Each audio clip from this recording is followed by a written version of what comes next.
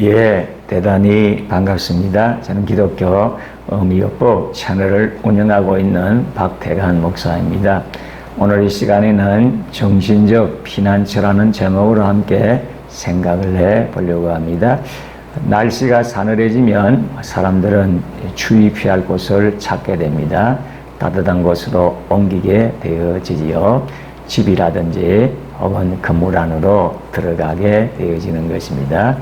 피할 곳이 없다면 몸이 더 고통을 당할 수밖에 없습니다. 더 추위를 느끼게 되고 추위로 말미암아서 고통을 느낄 수밖에 없는 것이지요. 우리의 마음도 마찬가지입니다. 주위의 여러 가지 고통스러운 환경으로 마음고생을 할 때 피할 곳이 있어야 되고 피해야 하는 것입니다. 그렇지 않으면 마음이 얼어붙게 되어지는 것입니다. 고통의 현장에서 죽고 마는 것입니다. 더 많은 고통을 당하게 되고 참고 견디다 못해서 극단적인 선택을 하는 그런 경우를 되지 않습니까? 그러므로 우리는 정신적인 피난처를 가져야 되어지는 것입니다. 물론 이 말이 현실을 도피하라는 말이 아닙니다.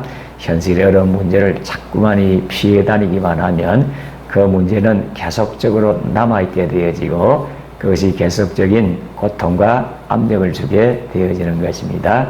그렇기 때문에 여기에 피난처, 피해라는 것은 일시적으로 잠시 피하라 하는 의미를 가지고 있습니다.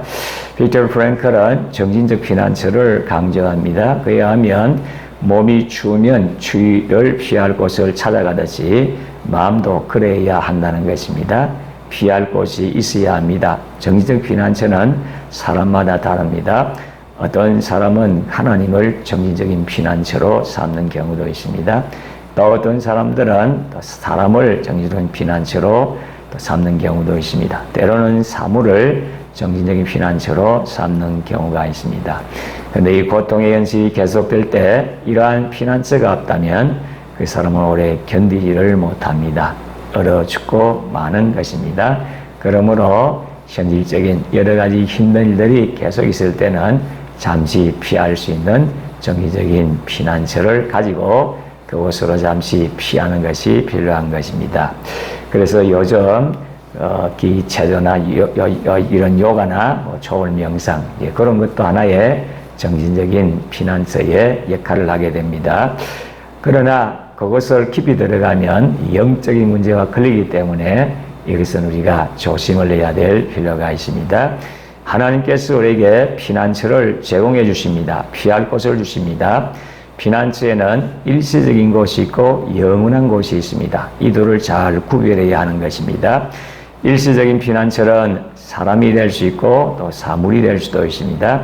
때때로 사람이나 사물이 고통의 현실에서 위로자가 될 수도 있는 것이지요. 우리가 힘든 일이 있을 때에 우리를 후원하고 지원하는 또 사랑하는 가족이라든지 친지라든지 또 그런 사람들에게 가서 이 고통을 하소연하고 또 말을 하고 풀므로 해서 일시적인 도움을 주기도 하는 것입니다. 그러나 그것은 일시적입니다. 이것을 영원한 피난처로 착각하면 안 됩니다. 오히려 나에게 더 큰 실망과 고통에 빠지도록 하는 경우들이 있는 것입니다. 그럼 영원한 피난처는 누구입니까? 영원한 피난처는 우리 하나님이십니다. 하나님, 예수님, 성령님께서 진정한 피난처가 되어지는 것입니다. 영원한 피난처, 진정한 피난처는 모든 문제를 해결할 수 있는 능력자가 되어져야 하는 것입니다.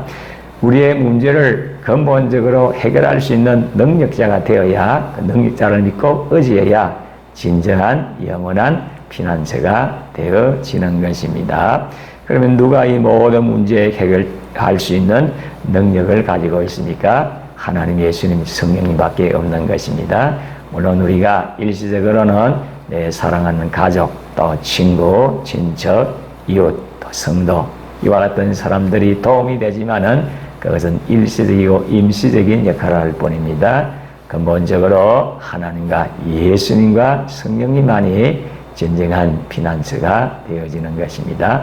그래서 우리가 하나님의 말씀 붙들고 기도하고 하나님을 믿고 의지함으로 해서 정신적인 피난처에 가서 우리가 쉬게 되고 새로운 힘을 얻어야 되겠습니다. 지금 여러분들의 정신적인 피난처는 무엇입니까? 사람입니까? 사물입니까? 어떤 장소입니까?